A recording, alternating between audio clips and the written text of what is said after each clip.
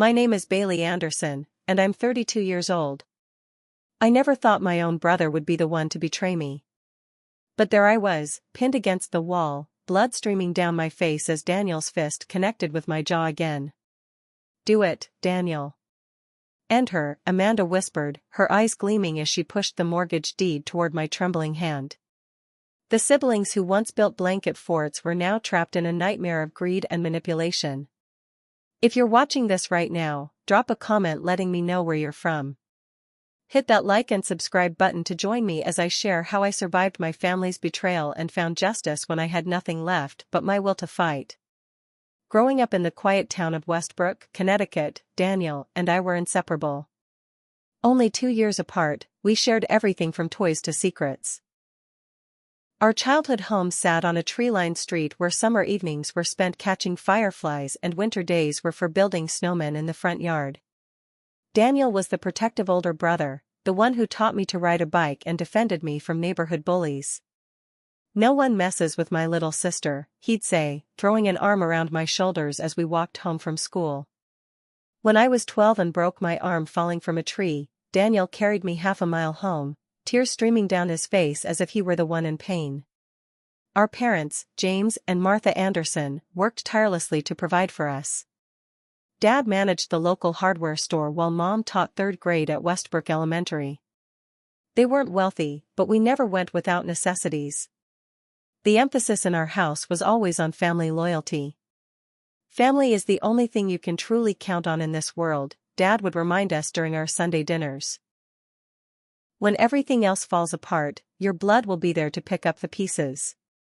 The irony of those words still burns like acid in my throat. When I was 26 and Daniel was 28, our parents died within months of each other. Dad's heart attack came suddenly one April morning. Mom, devastated by grief, succumbed to pneumonia by Christmas. Their deaths left Daniel and me with a modest inheritance, about $120,000 each, plus the family home which we decided to sell and split the proceeds. By then, I had established myself as an interior designer with a growing client list.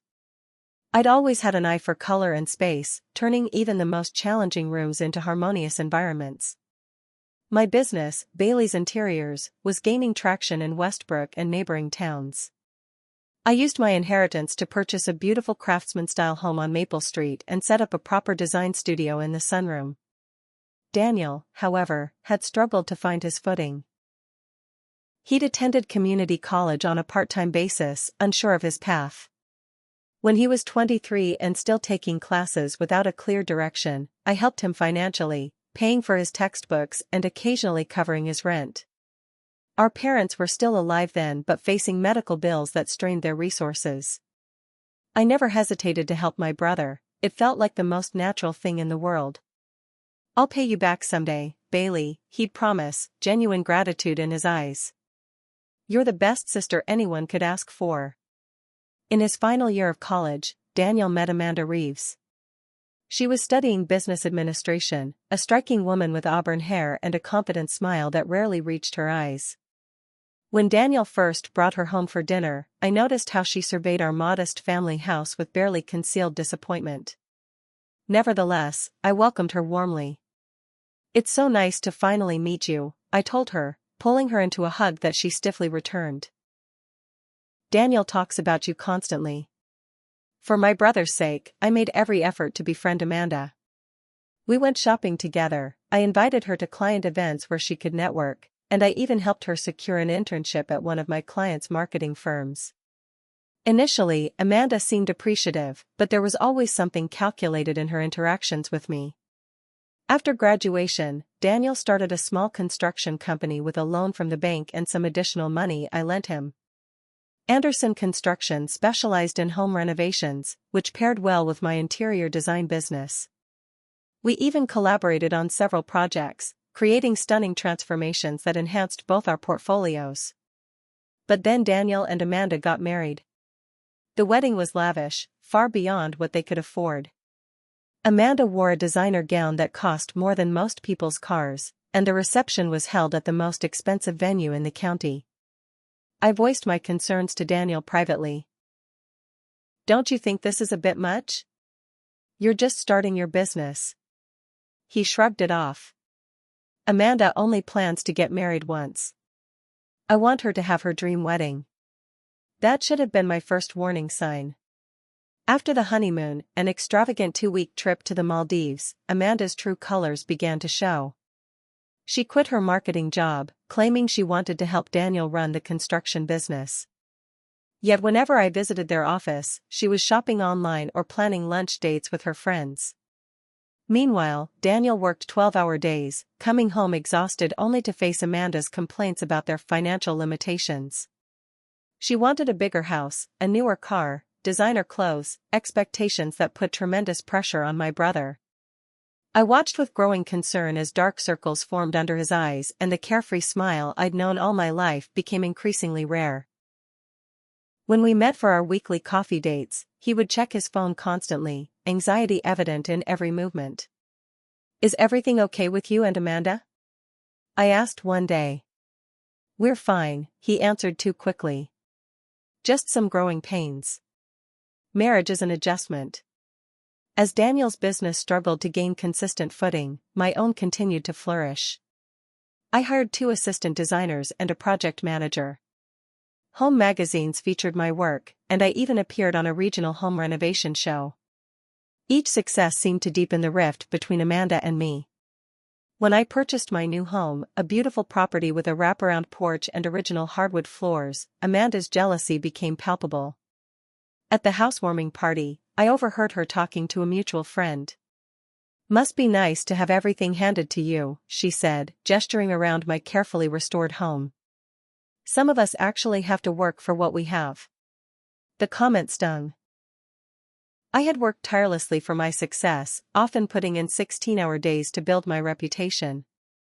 The inheritance had helped, certainly, but it was the same amount Daniel had received. The difference was in how we'd used it. As months passed, I noticed Daniel pulling away. Our weekly coffees became monthly, then sporadic. When we did meet, he seemed distracted and defensive. Amanda was always too busy to join us, yet I'd see photos on social media of her at spas or lunching with friends. One evening, I drove past their house and noticed a brand new luxury SUV in the driveway. The next day, Amanda posted pictures of her push present, a diamond bracelet that must have cost thousands. I was confused, they didn't have children and weren't expecting. When I cautiously asked Daniel about their spending during our next meeting, his face darkened. "Amanda deserves nice things," he said flatly. "Not everyone wants to live a conservative lifestyle like you." His words hurt more than he knew. The brother who once knew me better than anyone was now a stranger, parroting phrases that sounded distinctly like his wife's.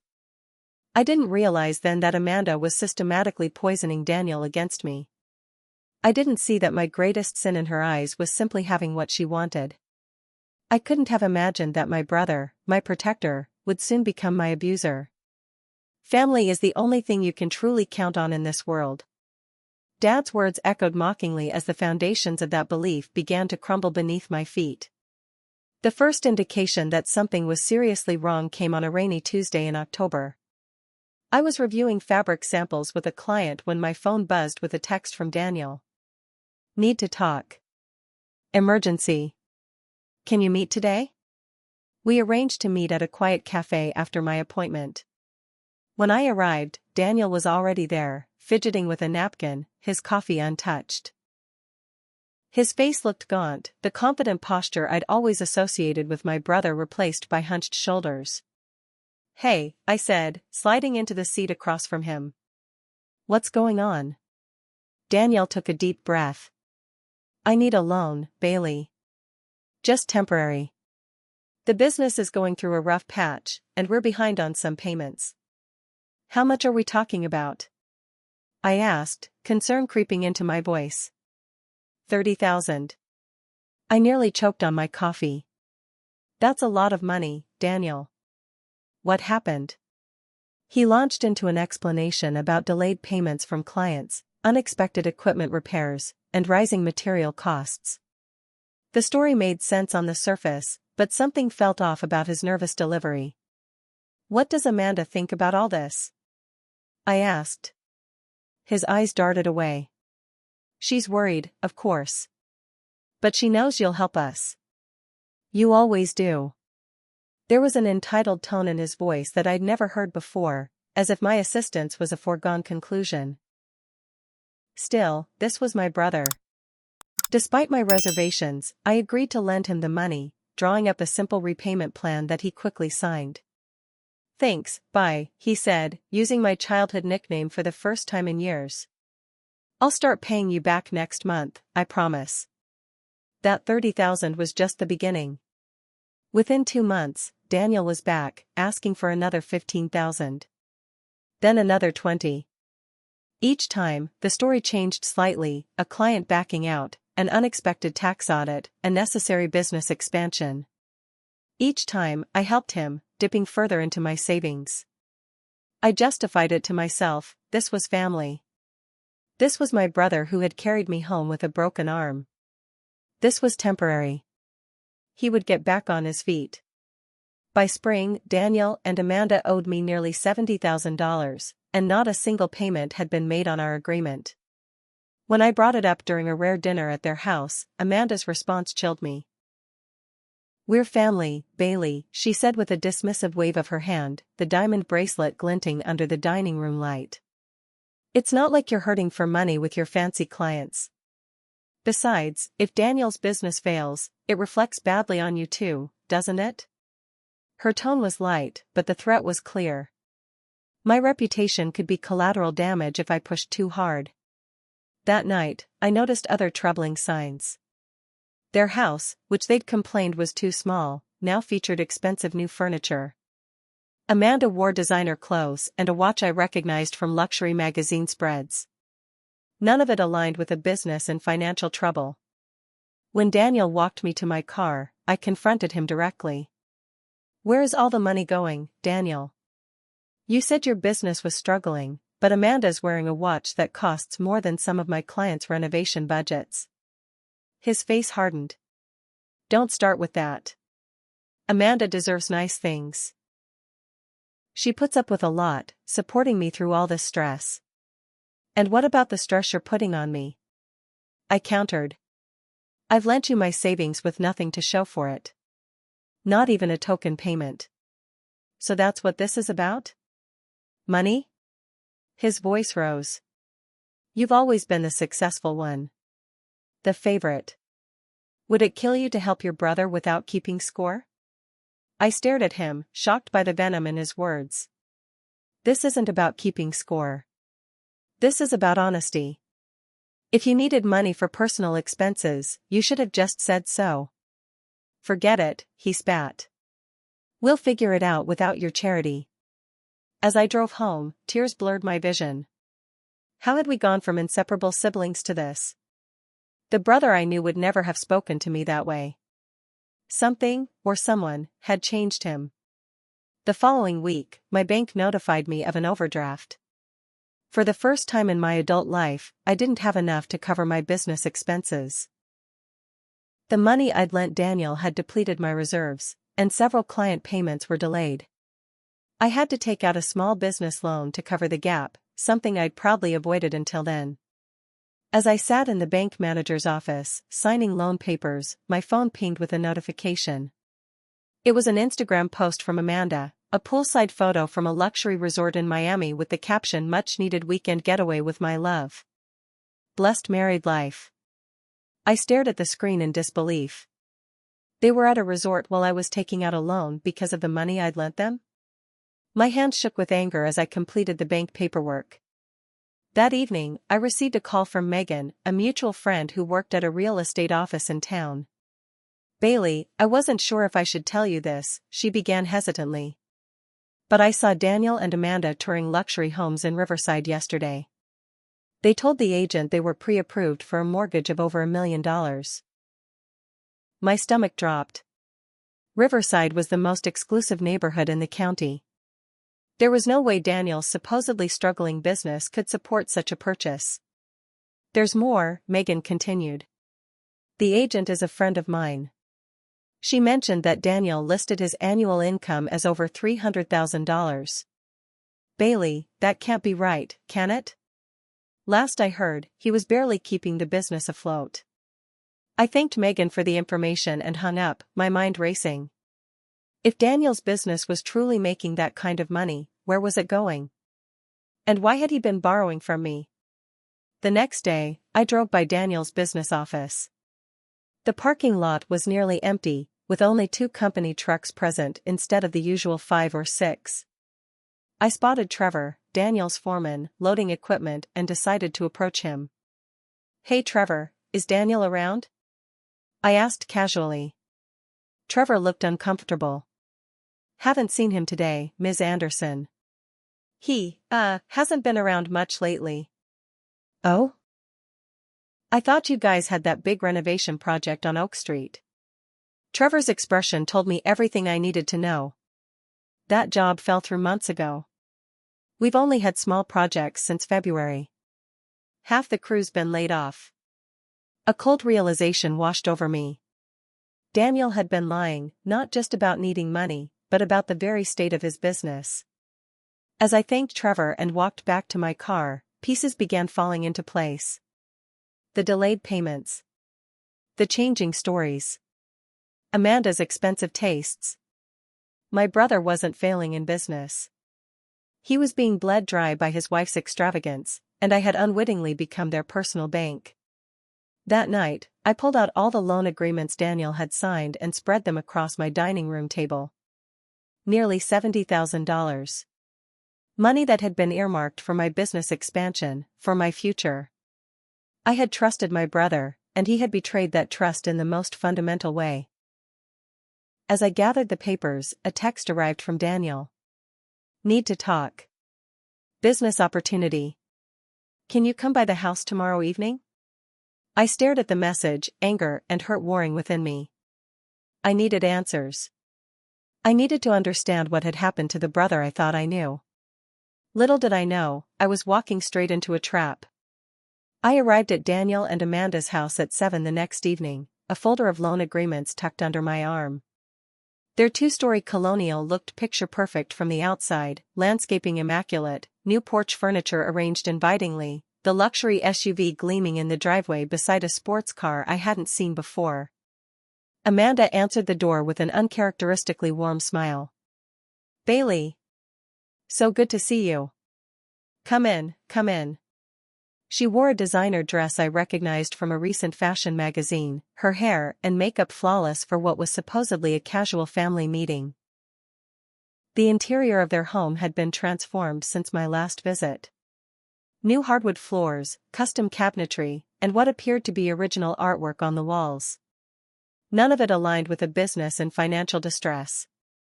Daniel emerged from his home office, looking more relaxed than I'd seen him in months. He hugged me tightly. "Thanks for coming, bye. We've got some exciting things to discuss." They led me to the dining room where an elaborate charcuterie board waited alongside an open bottle of expensive Cabernet. The scene felt staged, like actors preparing for a performance. "Wine?" Amanda offered, already pouring without waiting for my response. "No, thank you," I said firmly. "I'd rather keep a clear head for this discussion." Daniel cleared his throat. "Bailey, we wanted to talk to you about an amazing opportunity. A chance for all of us to benefit." I listened as he outlined a proposal that made less sense the longer he spoke.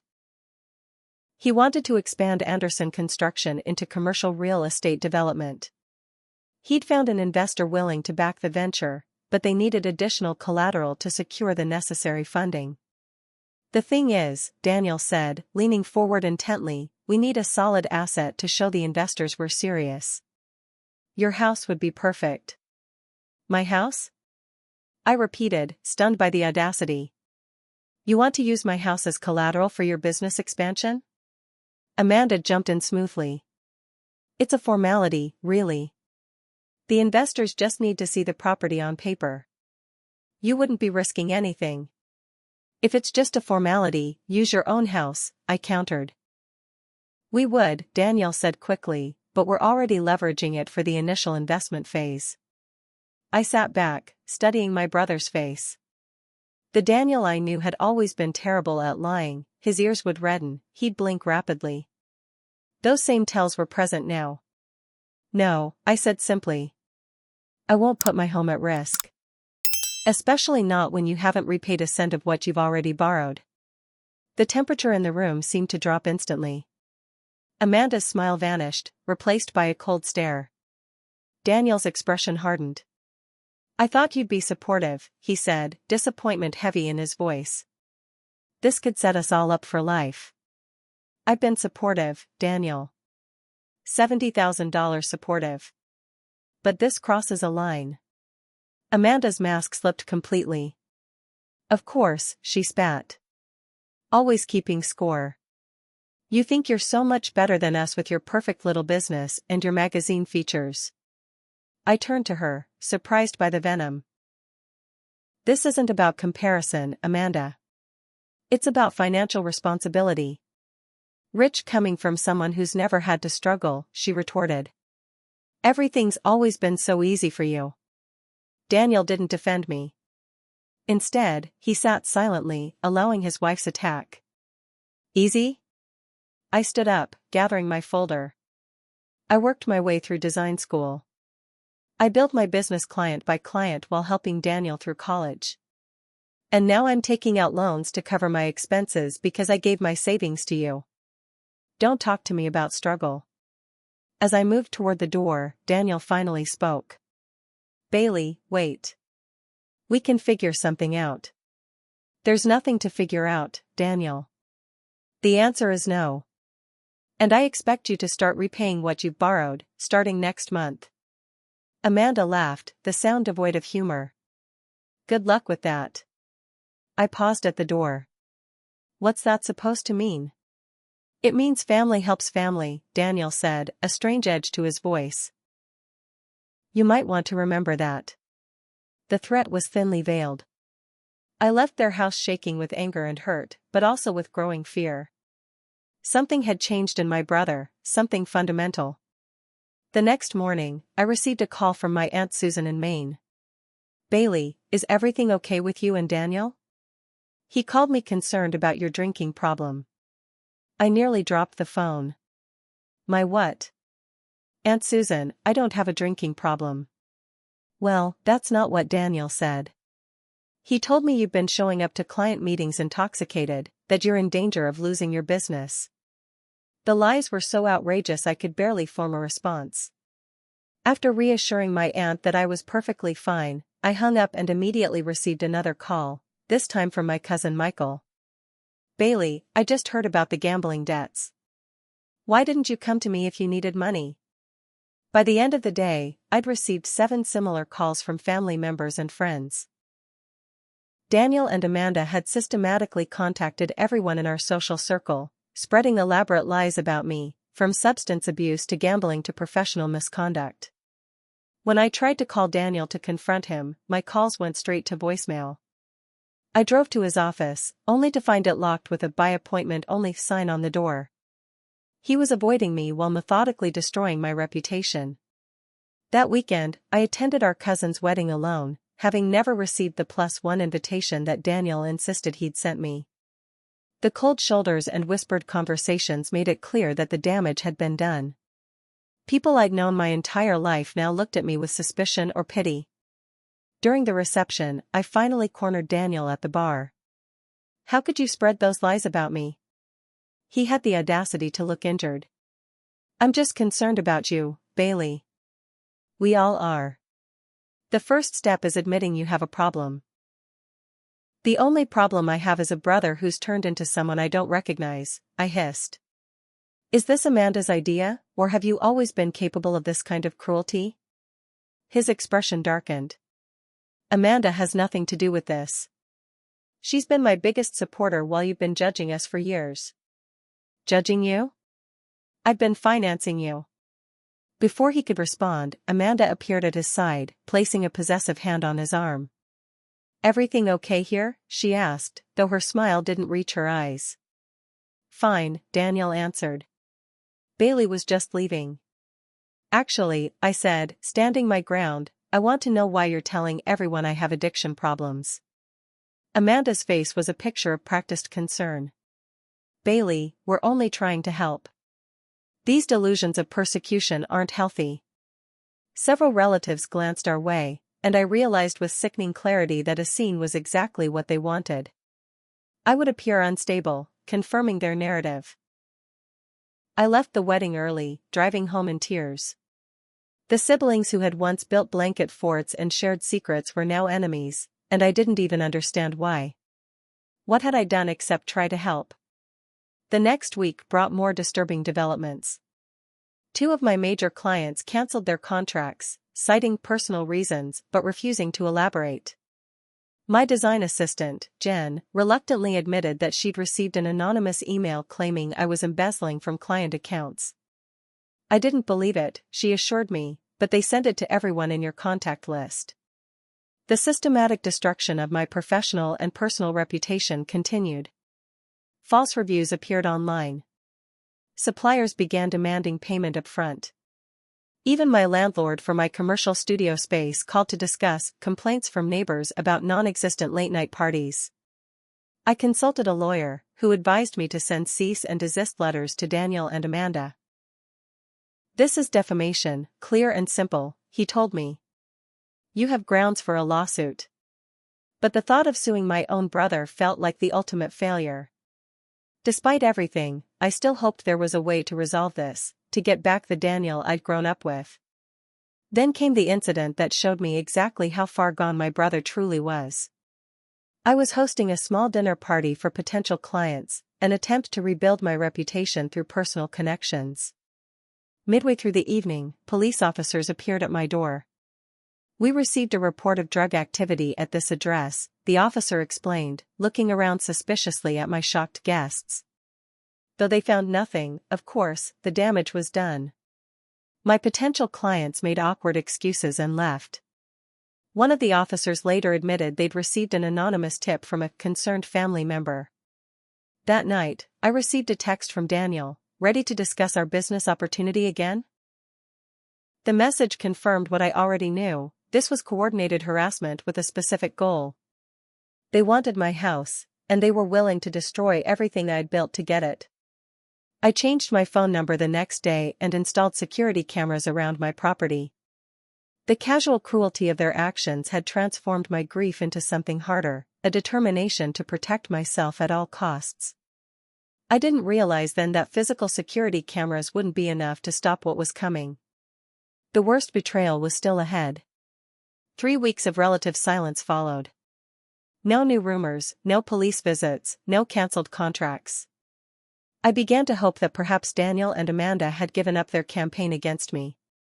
With my new phone number known only to trusted friends and clients, I had created a small bubble of peace.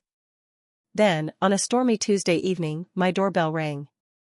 Through the security camera, I saw Daniel standing on my porch, drenched from the rain, alone and looking distraught. My first instinct was to ignore him, but something in his posture, the slumped shoulders, the way he kept glancing behind him, triggered my protective instincts. Despite everything, this was still my brother. I opened the door but blocked the entrance. "What do you want, Daniel?" His face was pale, eyes rimmed red. "Bailey, I need your help. I'm in serious trouble." "What kind of trouble?" I asked, maintaining my distance. "Not out here," he pleaded, looking over his shoulder again. "Please, it's not safe." Against my better judgment, I let him in.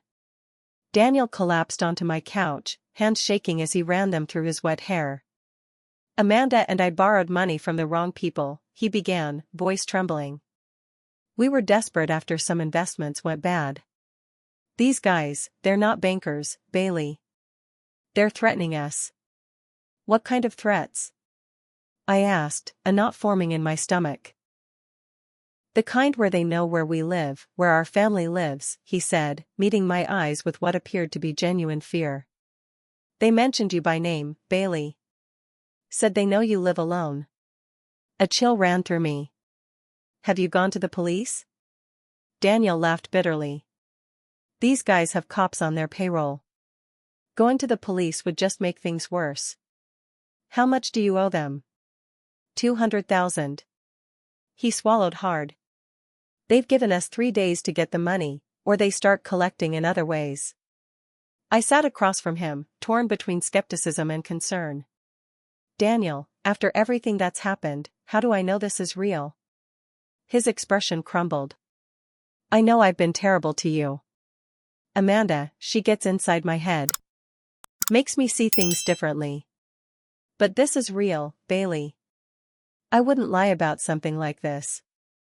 The irony of that statement wasn't lost on me, considering the elaborate lies he'd spread about me. Still, the fear in his eyes seemed genuine. I don't have that kind of money, Daniel. Not anymore. I know, he said quickly. But they'd accept collateral. A property deed they could hold until we pay them back. Just until I can sell some assets and get the cash together. And there it was, the real purpose of his visit. My house.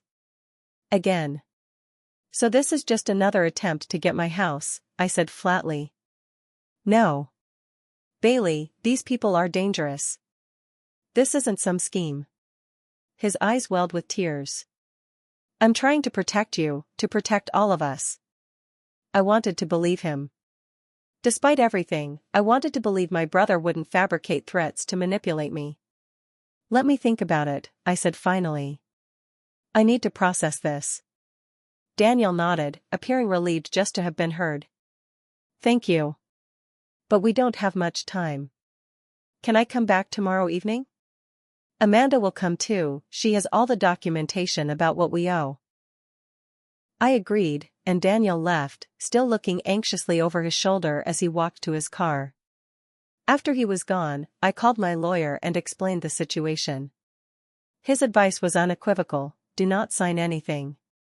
If there are genuine threats, they need to go to the FBI, not ask for your house. That night, I barely slept, torn between suspicion and worry. What if Daniel was telling the truth? What if he and Amanda were genuinely in danger? Could I live with myself if something happened to them because I refused to help? By morning, I'd made a decision. I would listen to what they had to say, but I would not sign over my house. Instead, I would offer to help them go to the authorities, to find legitimate protection. Daniel and Amanda arrived at 7 the next evening. Amanda's typically perfect appearance was noticeably disheveled, her hair pulled back messily, minimal makeup, wearing jeans and a simple sweater instead of her usual designer outfits. The performance was convincing. They sat at my dining room table, Amanda pulling out a folder of papers.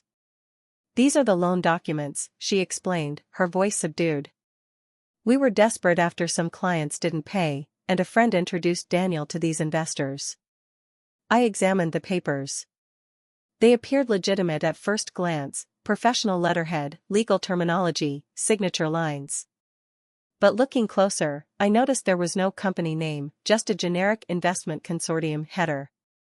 No address, no registration numbers. This doesn't look like a legitimate business loan, I observed. That's because it's not, Daniel said grimly.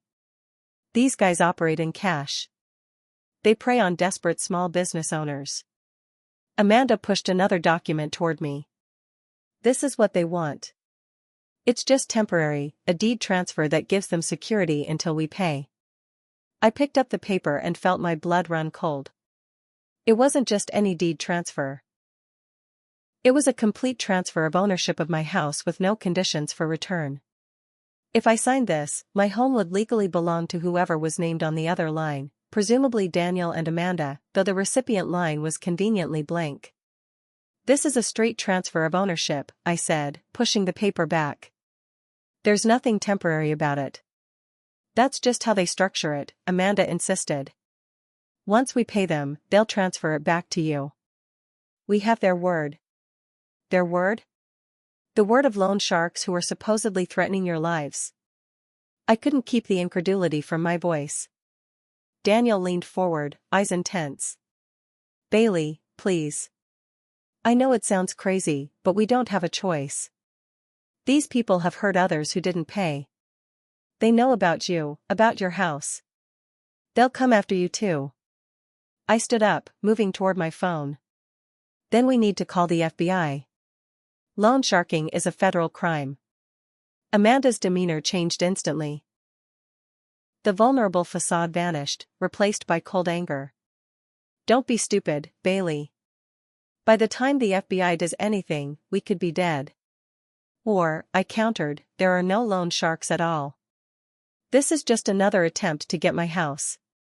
Daniel stood, approaching me with hands outstretched. Bailey, I swear to you, this is real. Please, just sign the paper. I'll fix everything, I promise. I looked into my brother's eyes, searching for the truth. For a moment, I saw a flicker of the Daniel I knew, desperate, scared, sincere. But then I noticed something else, Amanda nodding slightly at him, a silent signal. I won't sign, I said firmly, backing toward the door. But I will help you go to the authorities. We can call right now. Amanda's face contorted with rage. You selfish bitch. After everything we've done for you.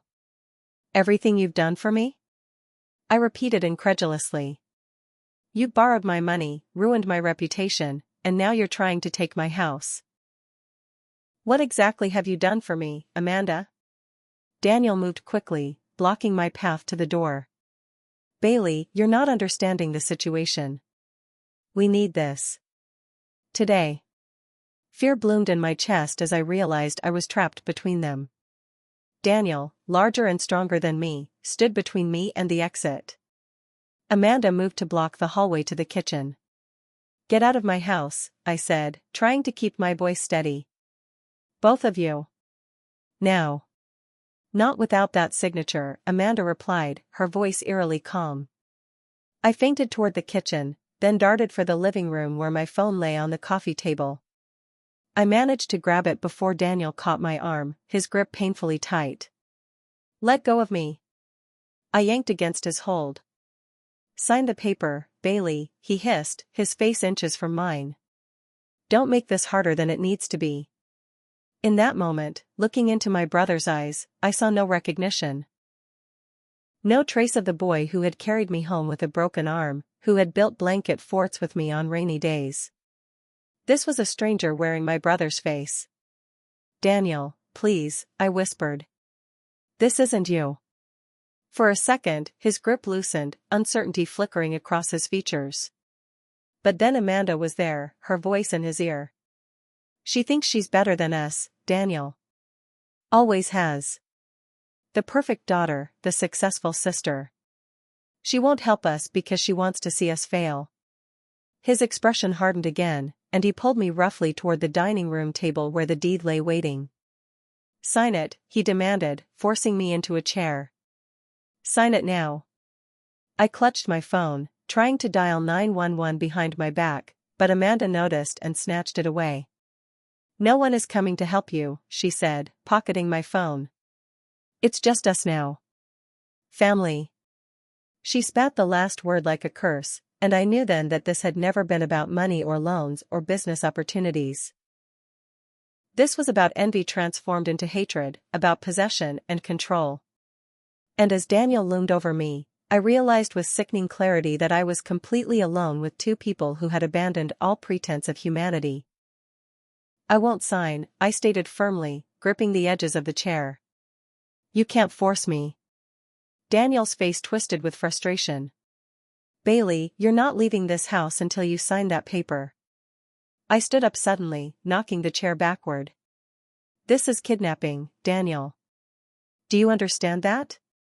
You could go to prison. Only if someone finds out, Amanda said, her voice chillingly calm as she picked up the deed and a pen. And no one is looking for you tonight, are they? I gauged the distance to the front door. Daniel was blocking the direct path, but if I moved quickly around the dining table, I might make it. I tensed, preparing to run. Daniel noticed my shift in posture. Don't even think about it. I lunged anyway, darting around the table toward the foyer. I made it 3 steps before Daniel caught me, his arm wrapping around my waist and yanking me backward with such force that the breath left my lungs.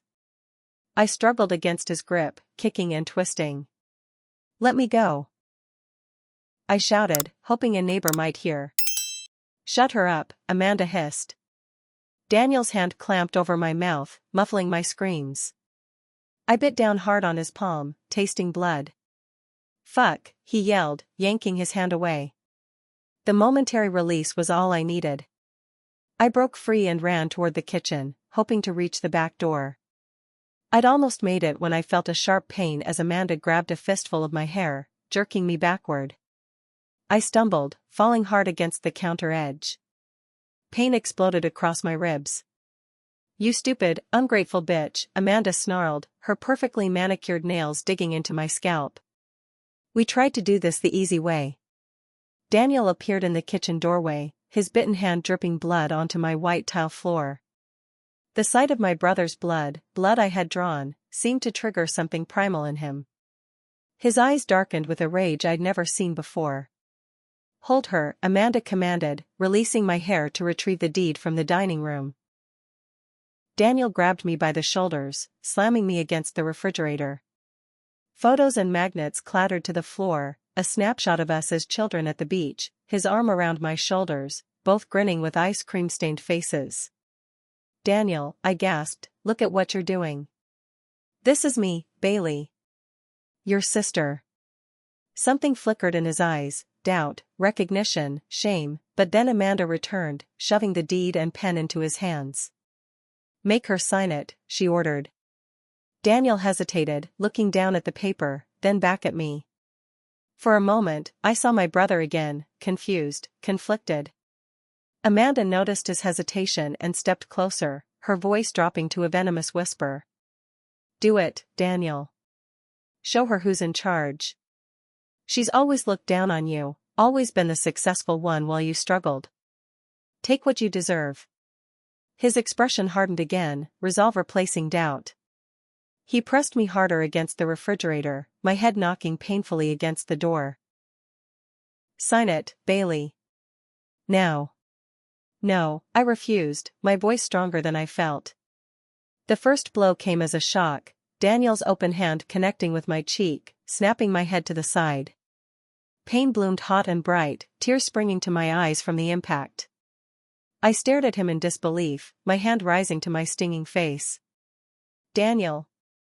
I choked out, unable to process that my brother had just hit me. He looked momentarily stunned himself, staring at his hand as if it belonged to someone else. But Amanda was there again, her mouth at his ear. "She deserves it.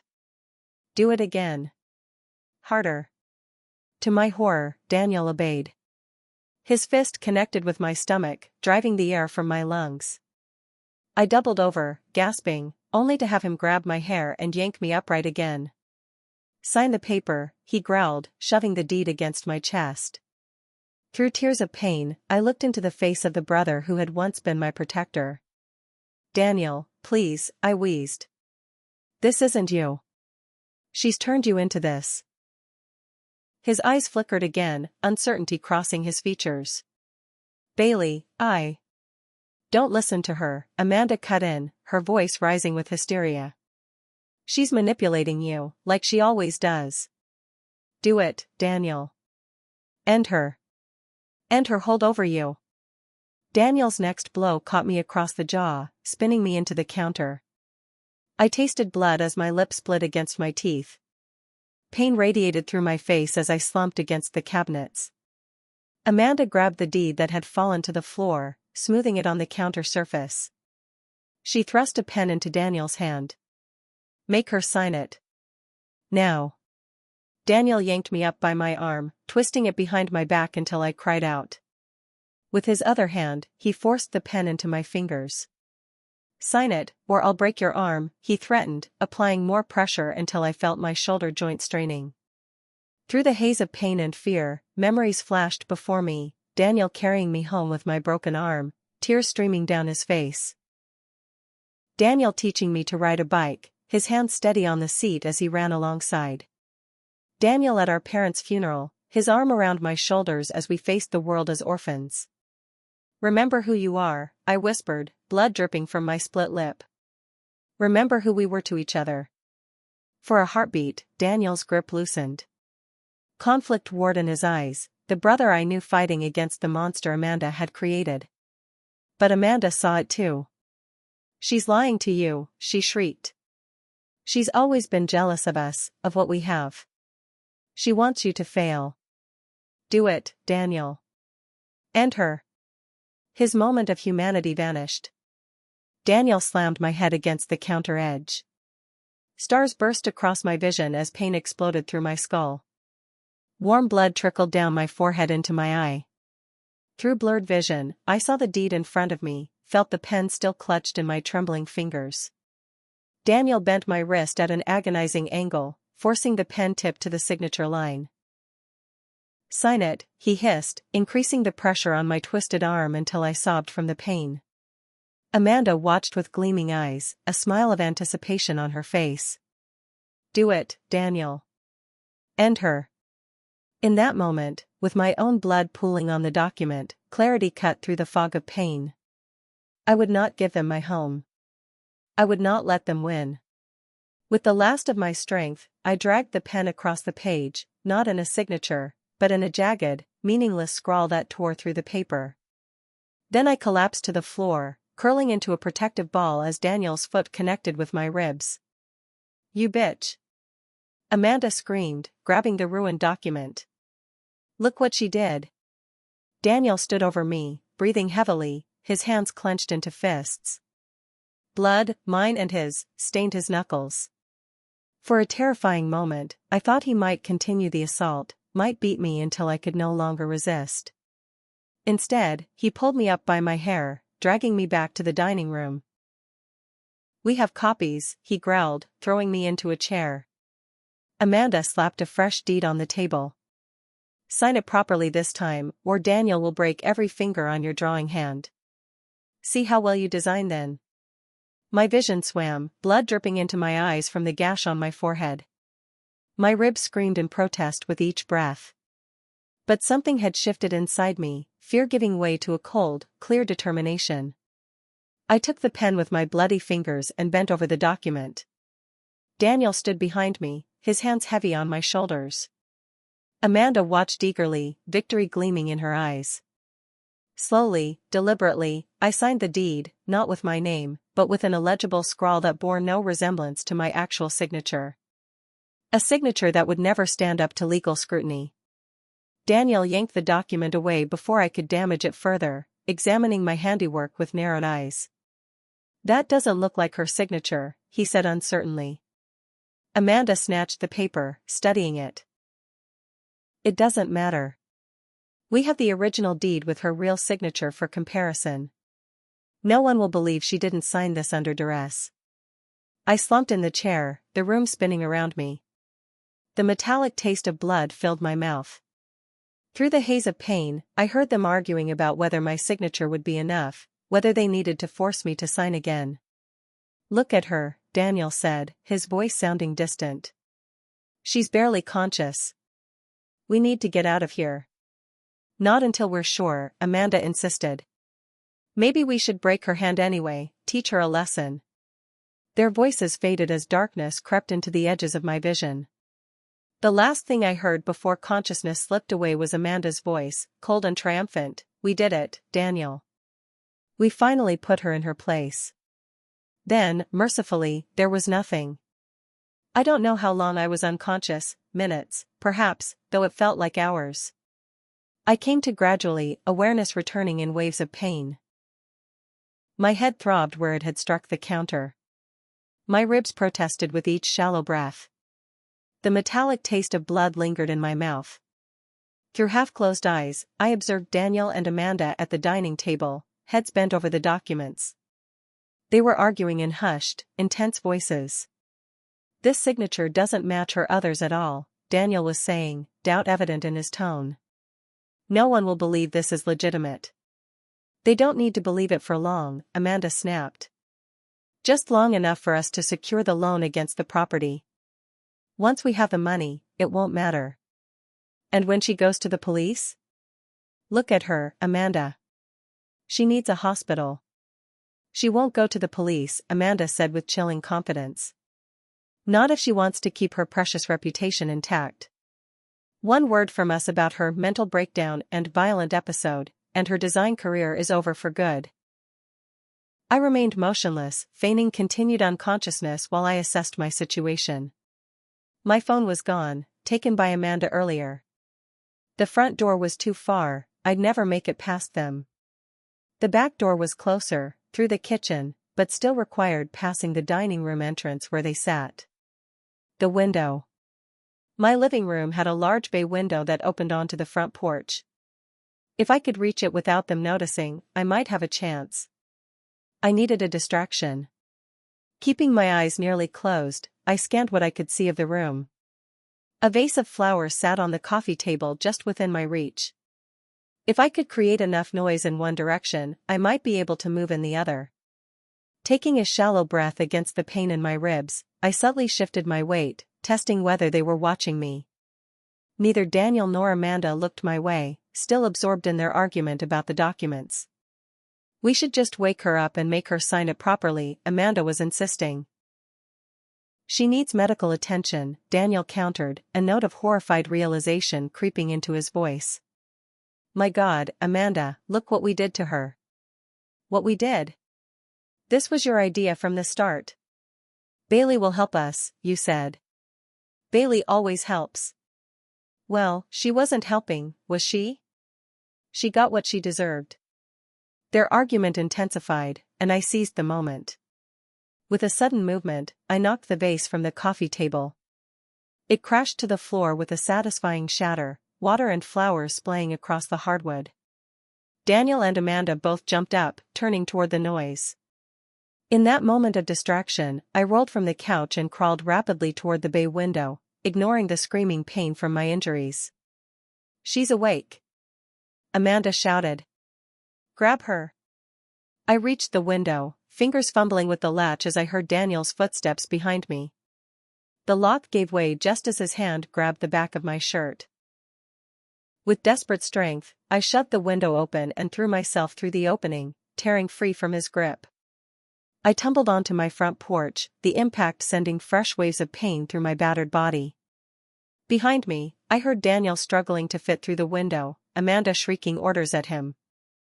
Adrenaline surged through me as I staggered to my feet and lurched down the porch steps. "Bailey!" Daniel's voice called after me, sounding almost concerned. "Bailey, stop." I didn't look back. I stumbled down my front walk, barefoot and bleeding, my only thought to put distance between myself and the monsters my family had become. Mrs. Grayson, my elderly neighbor, was watering her roses despite the late hour. Her eyes widened in shock as I stumbled toward her. "Bailey? Good Lord, what happened to you?" "Help," I gasped, collapsing onto her lawn. "Please call police." The last thing I saw before darkness claimed me again was Mrs. Grayson rushing to her porch, phone in hand, as Daniel stood frozen on my front lawn, watching his sister bleeding on the neighbor's grass. I woke to the rhythmic beeping of hospital monitors and the antiseptic smell of a medical facility. Opening my eyes required effort, one swollen nearly shut. A nurse noticed my stirring and approached the bed. "Ms. Anderson? You're at Mercy General. You're safe now." Safe. The word seemed foreign, untrustworthy. I tried to speak, but my split lip and dry throat made it difficult. "Water," I managed to croak. After helping me take small sips through a straw, the nurse explained my injuries: a concussion, 3 cracked ribs, a dislocated shoulder, facial contusions, and numerous cuts and bruises. I had required 12 stitches to close the gash on my forehead. "The police are waiting to speak with you," she added gently. "Do you feel up to that?" I nodded, wincing at the pain the movement caused. 2 officers entered. A middle-aged woman named Detective Reyes and her younger male partner. They pulled chairs close to my bed, expressions professionally sympathetic.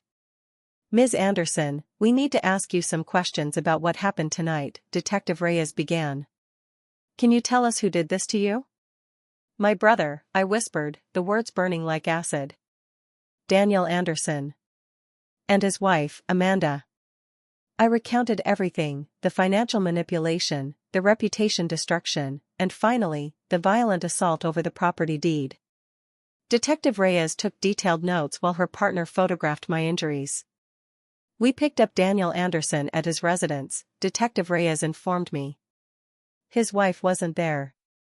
He's claiming you attacked him first, that he acted in self-defense. Of course he was. I wasn't surprised, but the betrayal still cut deep. Look at me, I said, gesturing to my battered body. Does this look like self-defense to you? No, she answered honestly. It doesn't. But we need evidence to counter his story. The deed, I remembered suddenly. They were trying to force me to sign over my house. The document should have my blood on it, and a fake signature. We'll get a warrant to search both properties, her partner noted, standing. If we find that document, it corroborates your story. After they left, I lay in the hospital bed, staring at the ceiling. How had it come to this? My own brother, my only remaining immediate family, had beaten me bloody over property. The betrayal went beyond physical pain, cutting to the very core of who I thought we were to each other. The following days passed in a blur of medical examinations, police interviews, and painful realizations. Mrs. Grayson had witnessed Daniel standing over me as I collapsed on her lawn, providing a crucial third-party account. Her security cameras had captured part of my escape through the window, though not the assault inside. The police found the bloodstained deed during their search of Daniel and Amanda's home, along with multiple drafts of the document and emails discussing their plan to acquire my property. Amanda, who had fled the scene, was arrested attempting to board a flight to Miami. Daniel's story changed multiple times during interrogation.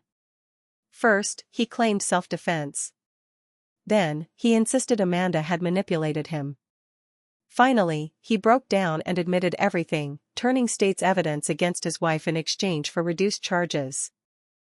Through my lawyer, I learned that Daniel and Amanda had accumulated massive debt, not from business failures but from Amanda's extravagant spending and failed get-rich-quick schemes. They had targeted my house because it was fully paid for and in a desirable neighborhood, making it a valuable asset they could leverage or sell. As I recovered in the hospital, I received an unexpected visitor, Trevor, Daniel's foreman. I should have said something sooner, he admitted, standing awkwardly at the foot of my bed. Daniel started changing when he married Amanda. The business was actually doing well until she got involved. Trevor explained that Amanda had systematically diverted company funds for personal use, hiding the transactions from accountants and employees. When Daniel discovered the extent of the financial damage, he was already too enmeshed in her manipulation to break free. He was afraid of losing her, Trevor said. And she knew exactly how to use that fear. Understanding the mechanics of Daniel's downfall provided context but not absolution. Regardless of Amanda's influence, my brother had made his choices. He had chosen her over family, greed over love, violence over decency. 2 weeks after the assault, I was released from the hospital. My friend Megan insisted I stay with her family while I recovered, unwilling to let me return to the house where the attack had occurred. You need to be somewhere you feel safe, she insisted, helping me settle into her guest room. Safety had become an abstract concept. I jumped at loud noises, had nightmares about Daniel's face twisted in rage, and flinched when people moved too quickly near me. The physical wounds would heal, the psychological ones ran deeper. My lawyer helped me file a restraining order against both Daniel and Amanda. The criminal case against them proceeded slowly, with preliminary hearings scheduled for the following month. Amanda remained in custody, denied bail as a flight risk. Daniel, who had cooperated with authorities, was released on bail with electronic monitoring. One evening, as I sat on Megan's porch watching the sunset, my phone rang with an unfamiliar number. Against my better judgment, I answered. Bailey, Daniel's voice came through, tentative and broken. Please don't hang up. I should have ended the call immediately, but something, curiosity, perhaps, or the lingering ghost of our former bond, kept me listening. I don't expect forgiveness, he continued when I didn't respond. What I did is unforgivable. I just needed you to know that I'm sorry. So deeply sorry. Sorry doesn't undo what you did, I finally said, my voice steady despite the emotions churning inside me. Sorry doesn't heal broken bones or repair trust. I know, he whispered. I know that now. Amanda, she got inside my head, twisted everything. But that's no excuse. I made my choices. Yes, I agreed. You did. The DA offered me a plea deal, he said after a moment of silence. 5 years for aggravated assault and attempted fraud. I'm taking it. I won't make you testify. A small mercy, sparing me the trauma of recounting the assault in court. Yet it felt hollow, too little too late. I hope you find peace someday, Daniel, I said, surprising myself with the sincerity of the sentiment. But it won't be with me. Goodbye.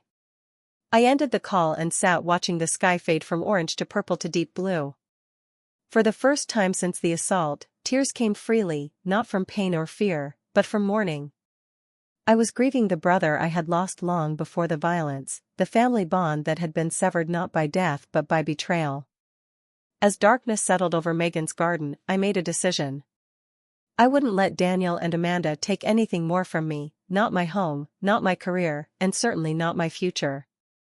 I had escaped their violence once, now I would escape the shadow of their betrayal.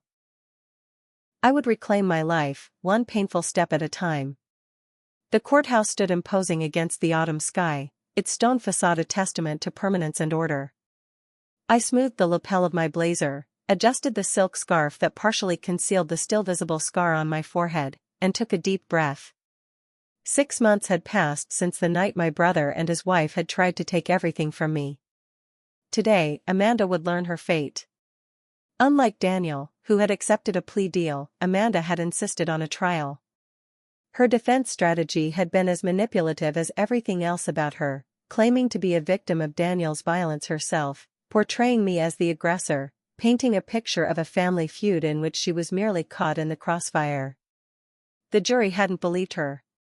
Ready, my lawyer, Catherine asked, offering her arm for support. Though my physical injuries had healed, I still sometimes experienced pain from the cracked ribs and dislocated shoulder.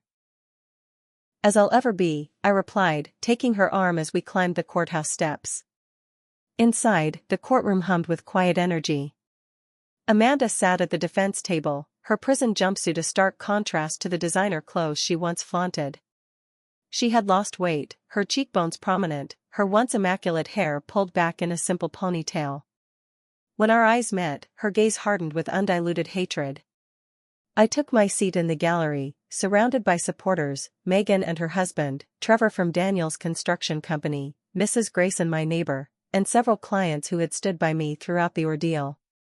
Their presence formed a protective circle, a reminder that not all human connections ended in betrayal. The judge entered, and we rose. The sentencing hearing began with procedural formalities, lawyers presenting final arguments about appropriate punishment. Amanda's attorney pleaded for leniency, citing her lack of prior criminal record. The prosecutor highlighted the premeditated nature of the crime, the physical and psychological trauma I had endured. When it came time for victim impact statements, I approached the podium, my prepared remarks clutched in trembling hands. Amanda's eyes bored into me as I turned to face the court. Your Honor, I began, my voice stronger than I expected. 6 months ago, my sister-in-law and my brother, my only sibling, conspired to take my home through fraud. When I refused to cooperate, they resorted to violence. I detailed the physical assault, the financial manipulation that preceded it, and the campaign to destroy my reputation. But then my prepared remarks seemed insufficient, too clinical to capture the true impact of their betrayal. What no legal document can convey, I continued, setting aside my notes, is what it feels like to see your brother's face transformed by rage as he strikes you. To hear the sister-in-law you once welcomed into your family urge him to end you. To realize that the person who once carried you home with a broken arm is now the one breaking you. My voice caught, but I pushed forward. I lost more than blood and peace of mind that night. I lost my sense of family, my belief in the unconditional bond between siblings. That loss cannot be quantified or compensated. I looked directly at Amanda, whose expression had shifted to calculated remorse for the judge's benefit. I don't speak today out of vengeance. I speak for accountability. For consequences that reflect not just the physical violence of that night, but the methodical, deliberate campaign of destruction that led to it. Returning to my seat, I felt a curious lightness. I had spoken my truth, regardless of the outcome. The judge's sentence exceeded even the prosecution's recommendation, 12 years for Amanda, with no possibility of parole for at least 8. As the bailiff led her away, she turned to glare at me one final time, a look that promised this wasn't over. But the threat held no power over me anymore. Outside the courthouse, reporters gathered on the steps. I had avoided media attention throughout the trial, but today felt different. Today, I had something to say beyond my personal tragedy. "Ms. Anderson," a young reporter called out, "how do you feel about the sentence?" "Justice has been served," I answered simply. "But justice is only the beginning." "What do you mean?" another asked. "Family financial abuse is rarely recognized until it escalates to violence," I explained. "By then, the damage, financial, emotional, and physical, is already severe. We need better awareness, better protections." The impromptu press conference lasted only minutes, but it set in motion something I hadn't anticipated. By evening, my story was featured on local news. By the next day, national outlets had picked it up. My phone rang constantly with interview requests and, more importantly, with messages from others who had experienced similar betrayals. 2 weeks later, I sat in a coffee shop across from Lisa Hernandez, a domestic violence advocate who had reached out after seeing my interview. "Your story resonated with so many people," she explained, stirring her latte thoughtfully. "Family financial abuse is terribly common but rarely discussed openly. Survivors feel ashamed, as if they should have seen it coming." "I certainly didn't," I admitted. "I kept making excuses for Daniel's behavior, looking for the brother I knew underneath Amanda's influence." Lisa nodded understanding. "That's typical with family abuse. The bonds and history make it harder to recognize the red flags." "So what can we do about it?" I asked, the question that had been forming in my mind since the sentencing. Over the next hour, Lisa outlined possibilities: awareness campaigns, support groups, legislative advocacy for better legal protections. By the time we parted, the seed of an idea had taken root. 3 months later, the Bailey Anderson Foundation for Family Financial Abuse Prevention held its first support group meeting in the community room of my restored home. 8 people attended, men and women who had experienced financial exploitation by siblings, parents, or children. Their stories echoed elements of my own: manipulation disguised as love, isolation from support networks, escalating demands that turned threatening. "I thought I was alone," one woman confessed, tears streaming down her face. "I thought I was stupid for trusting my own son." "You weren't stupid," I assured her, the scar on my forehead a permanent reminder of my own misplaced trust. "You were being a parent. The failure was his, not yours." As the foundation grew, so did my understanding of what had happened with Daniel and Amanda. Through counseling and support groups, I learned to separate my brother's actions from my worth, to recognize that his betrayal reflected his choices, not my deservingness of love. Daniel wrote to me from prison occasionally. The first few letters remained unopened in my desk drawer. Eventually, curiosity won out, and I read his halting attempts at explanation and apology. "Amanda targeted me because I was weak," he wrote in one letter. "But I was weak because I chose to be. I chose the easy path of blaming others for my failures instead of taking responsibility. I chose to believe her whispers that you had everything handed to you, when I knew better than anyone how hard you've worked for everything you have." His words offered context but not absolution. Understanding the mechanics of his downfall didn't erase the memory of his fist connecting with my face, of Amanda's voice urging him to end me. Some betrayals cut too deep for conventional forgiveness. Yet as months became a year, and then 2, something shifted within me. The rage that had fueled my initial recovery transformed into something more constructive: determination to prevent others from experiencing what I had endured. The foundation partnered with financial institutions to develop red flag systems for potential family financial exploitation. We created educational materials for estate planners and elder law attorneys. We advocated for legislation requiring cooling-off periods for major asset transfers between family members. On the second anniversary of the assault, I stood before a packed auditorium at a national conference on domestic violence, the Foundation's work having gained national recognition. Family financial abuse thrives in silence and shame, I told the audience. It masquerades as love, obligation, or tradition.